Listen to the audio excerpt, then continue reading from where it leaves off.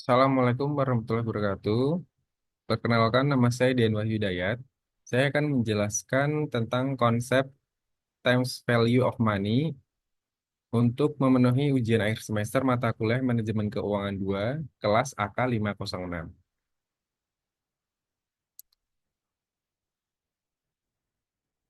Yang pertama adalah konsep nilai waktu uang. Nilai waktu uang menunjukkan hubungan antara uang dan waktu. Jadi, Rp1 pada hari ini lebih berharga daripada Rp1 di masa depan. Hal ini disebabkan oleh adanya inflasi atau kenaikan harga barang secara umum, adanya kesempatan untuk berinvestasi, dan adanya kemungkinan penerimaan bunga atas investasi. Jadi contohnya ketika membeli bakso di tahun 2010, satu porsi seharga 5.000, maka di tahun 2020, satu porsi tidak lagi seharga 5.000. Bisa dua kali lipatnya harga dari tahun 2010. Salah satu penyebab dari pengurangan nilai uang di masa mendatang ialah inflasi. Hal ini bisa didasarkan pada teori ekonomi yang pernah dikemukakan oleh seorang ekonom asal Austria, Eugen von Bonhoeffer, pada tahun 1851 sampai 1914. Jadi menurut beliau, terdapat tiga alasan di balik berkurangnya nilai suatu barang di masa depan, yaitu keuntungan yang akan diperoleh di masa mendatang dipertanyakan kepastiannya, sementara keuntungan di masa kini dianggap sangat jelas. Yang kedua, rasa puas manusia terhadap suatu keinginan atau kehendak yang hadir di masa kini dianggap lebih bernilai dibandingkan rasa puas akan keinginan atau cita-cita di masa depan. Yang ketiga, barang-barang yang tersedia di waktu sekarang dinilai lebih bermanfaat dan dibutuhkan daripada barang-barang yang masih diprediksikan kelak muncul di masa depan. Konsep nilai waktu uang, ada present value atau PV, jadi menilai jumlah rupiah masa depan ke dalam nilai rupiah saat ini. Atau future value, FV, menilai jumlah rupiah saat ini ke dalam nilai rupiah masa depan. Variabel dalam perhitungan bunga. Bunga atau interest atau I merupakan timbal balik yang didapatkan oleh kreditur atas dana yang dipinjamkan ke debitur. Merupakan kelebihan kas yang diterima atau dibayarkan kembali atas jumlah yang dipinjamkan atau pokoknya atau prinsipal atau P. Jadi bunga tersebut biasanya dinyatakan dalam persen yang disebut suku bunga. Pokok yaitu jumlah yang dipinjamkan atau diinvestasikan. Waktu atau N yaitu lamanya periode ketika jumlah pokok tersebut beredar. Konsep bunga. Bunga ada bunga sederhana dan bunga majemuk. Bunga sederhana hanya dihitung pada jumlah pokoknya sepanjang periode yang dilewati. Rumusnya bunga sama dengan P kali I kali N. Contohnya ketika Riko meminjam uang 10.000 dengan jangka waktu 3 tahun dengan suku bunga 8%, maka total bunga yang harus dibayarkan adalah 10.000 kali 8% kali 3 tahun, jadi bunganya adalah 2.400. Kalau untuk bunga majemuk, dihitung atas pokok dan setiap bunga yang dihasilkan. Jadi bunga berbunga.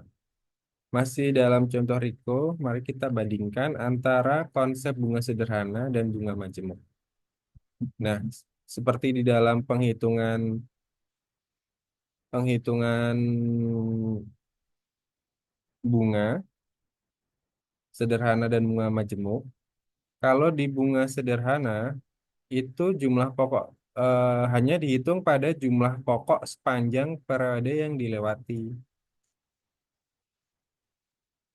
Jadi akumulasi saldo akhir tahunnya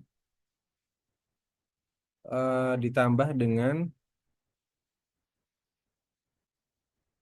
bunga pada tahun pertama. Kalau untuk bunga majemuk itu dihitung atas pokok dan setiap bunga yang dihasilkan. Jadi pada saldo akhir tahun nanti dikali lagi dengan bunga di tahun kedua. Makanya nilai bunga majemuknya setiap tahun juga berbeda. Yang kedua ada future value factor atau FVV. Menunjukkan faktor pengali atau bunga majemuk untuk menghasilkan nilai masa depan dari nilai pada masa saat ini. Rumusnya yaitu satu plus I. I itu suku bunga untuk suatu periode. N jumlah periode. Contohnya, Ibu Y menyimpan uangnya di bank tahun ini sebesar 10 juta dengan tingkat suku bunga 5% dalam 2 tahun. Maka untuk mengetahui total nilai bunga tabungan Ibu Y pada tahun ke depan adalah seperti diuraikan di bawah. Nah, 10 juta. Jadi dikali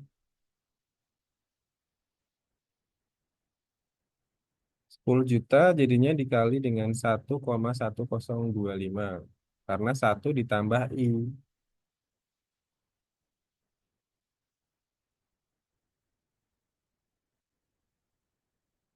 I jadinya ketemu 11.025.000.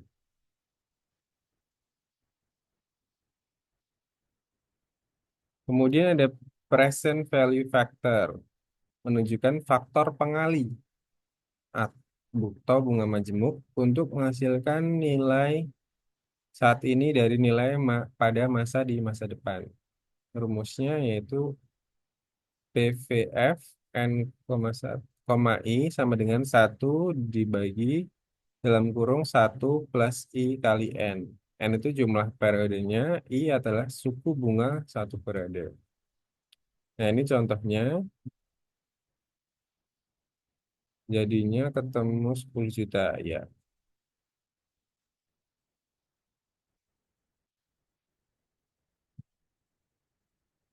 Ya, selanjutnya yang keempat itu annuity. Anuitas atau annuity melibatkan serangkaian pembayaran dalam jumlah sama yang dilakukan pada interval waktu yang sama.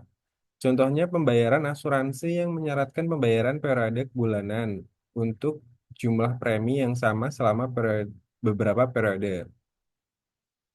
Anuitas ini mengharuskan bahwa pembayaran atau penerimaan selalu berjumlah sama, interval waktu di antaranya pembayaran atau penerimaan selalu sama, dan bunga dimajemukkan sekali setiap interval. Anuitas dibedakan menjadi 4 jenis. Anuitas biasa atau ordinary annuity, yaitu apabila pembayaran atau penerimaan terjadi pada akhir periode. Anuitas jatuh tempo atau annuity due, yaitu apabila pembayaran atau penerimaan terjadi pada awal periode. Yang ketiga ada immediate annuity atau anuitas langsung, mirip dengan anuitas biasa, nilai penerimaan atau pembayaran diberikan langsung tanpa penangguhan. Lalu yang keempat ada deferred annuity atau anuitas tertunda atau tangguhan. Penerimaan dan pembayaran dalam anuitas tangguhan dilakukan pada masa tertentu atau sesuai periode berjalan. Nah, ini contoh tabel pada anuitas biasa dan anuitas jatuh tempo. Pada anuitas biasa, pada periode satu tidak ada bunga karena pembayarannya terjadi pada akhir periode. Sedangkan pada anuitas jatuh tempo, pembayarannya terjadi pada awal periode. Contoh anuitas langsung yaitu ketika Anda membeli mobil dengan cara kredit. Karena pembayaran dan penerimaannya tetap, Anda bisa melakukannya tanpa ada penundaan periode. Kalau contoh anuitas sederhana digunakan dalam pembayaran hipotek, anuitas tertangguh biasanya digunakan dalam pembayaran bunga pinjaman atau penerimaan bunga deposito.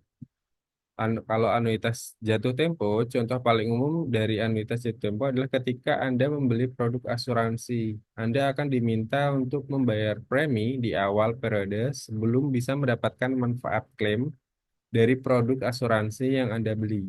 Selain asuransi, pembayaran sewa juga biasanya menggunakan anuitas jatuh tempo. Nah, ini bagannya. Kemudian ada fu- future value ordinary annuity. Asumsikan mendepositkan 1 rupiah pada setiap akhir periode. selama 5 tahun dan menghasilkan bunga 12% yang dimajemukkan.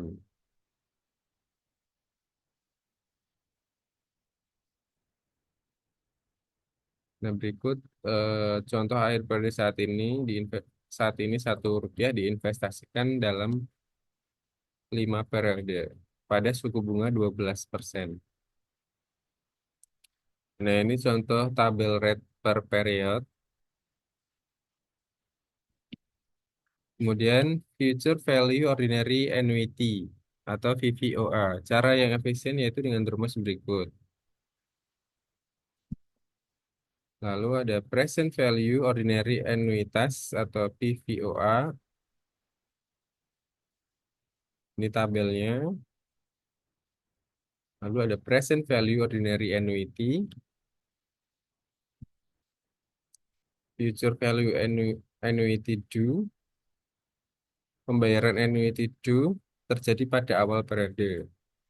Anuitas jatuh tempo mengakumulasikan bunga pada periode pertama, sedangkan anuitas biasa tidak karena pembayaran terjadi di akhir periode, bunga dimajemukan pada periode berikutnya. Sehingga faktor nilai masa depan dari anuitas jatuh tempo dapat dihitung dengan mengalihkan faktor nilai masa depan dari anuitas biasa dengan 1 ditambah suku bunga. Rumusnya seperti di layar.